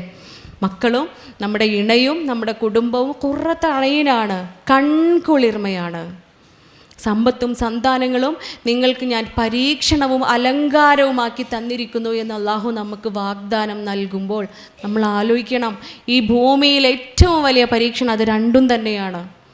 സമ്പത്തും സന്താനങ്ങളും തന്നെയാണ് ഏറ്റവും വലിയ പരീക്ഷണം. അത് നൽകിക്കൊണ്ടും നൽകാതെയും പരീക്ഷിക്കും. എനിക്ക് തോന്നുന്നു നൽകാതെയുള്ള പരീക്ഷണത്തിനേക്കാളും കുറച്ചും കൂടെ കഠിനമായ പരീക്ഷണം എന്താണെന്നറിയോ, നൽകിക്കൊണ്ടുള്ള പരീക്ഷണമാണ് അല്ലേ. തന്നിട്ടില്ല എങ്കിൽ തന്നില്ലല്ലോ എന്ന വിഷമത്തിൽ നമ്മൾ ക്ഷമിച്ച് ജീവിക്കുമ്പോൾ നമുക്ക് സ്വർഗ്ഗമാണ്. തന്നു കഴിഞ്ഞാൽ ചെറിയ ഉത്തരവാദിത്തമല്ല.